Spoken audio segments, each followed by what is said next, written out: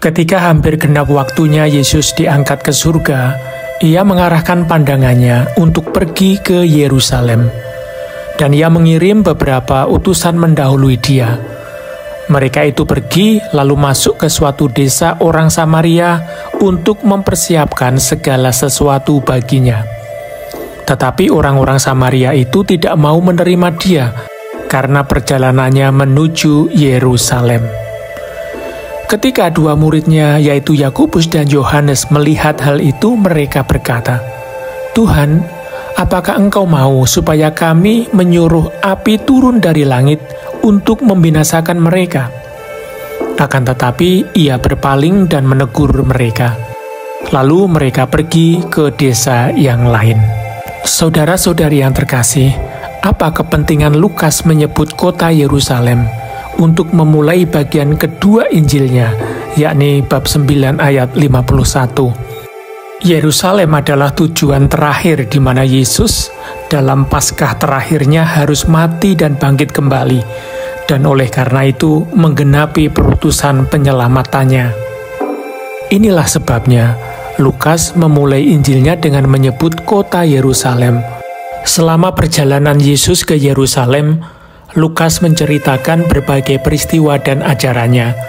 Pertama-tama penolakan orang Samaria untuk mendengarkan pemberitaan kabar baik.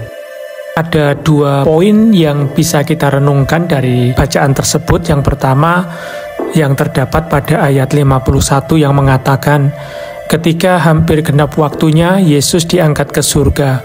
Ia mengarahkan pandangannya untuk pergi ke Yerusalem. Dari kalimat ketika hampir genap waktunya Yesus diangkat ke surga, kata kerja yang digunakan oleh Lukas berasal dari kalimat atau berasal dari kata completare dalam bahasa Italia atau consumare yang berarti menggenapi. Yesus menggenapi misi penyelamatan Bapa melalui salib, kematian, dan kebangkitannya. Untuk menggenapi misi tersebut, Yesus memiliki keputusan tegas pergi ke Yerusalem. Keputusan tegas tersebut diambil karena ia mengasihi Bapa dengan melaksanakan kehendak penyelamatan Bapa, di mana Yesus sebelum wafatnya di kayu salib berseru, "Sudah selesai."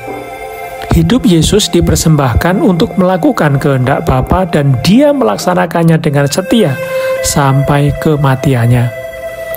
Kita juga harus hidup dengan cara ini. Bahkan jika kita mengalami pertentangan atau penolakan, penghinaan, atau marginalisasi dalam perjalanan menuju Bapa, menuju Tuhan, untuk tetap teguh dan setia kepadanya. Paus Fransiskus mengatakan, kemajuan sejati dalam kehidupan rohani tidak terdiri dari melipat gandakan kenyamanan, tetapi kemampuan bertahan di masa-masa sulit, berjalan dan terus berjalan. Jika lelah, berhenti sebentar, lalu jalan lagi. Itulah ketekunan. Kedua, dihadapkan pada penolakan orang Samaria, Yakobus dan Yohanes ingin menurunkan api dari surga. Yesus menegur mereka karena ternyata semangat mereka tidak sama dengan semangat Yesus. Mereka tidak memiliki semangat kesabaran.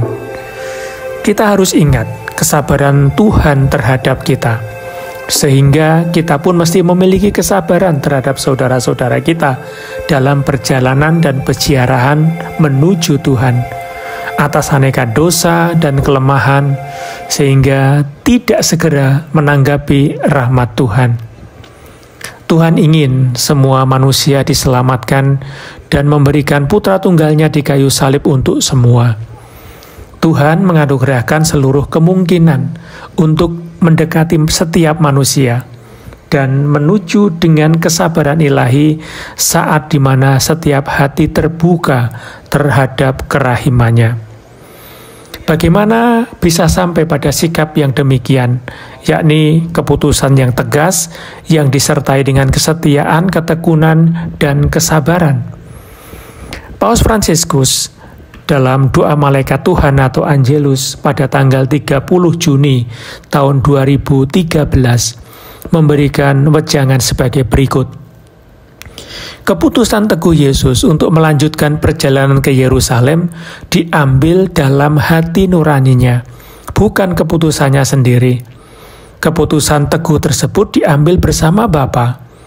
Dalam Bapa, Yesus menemukan kekuatan dan terang untuk perjalanannya. Kita pun harus belajar untuk lebih banyak mendengarkan suara hati. Namun perlu hati-hati. Mendengarkan suara hati tidak berarti kita harus mengikuti ego kita. Melakukan apapun yang menarik perhatian kita. Itu bukan hati nurani.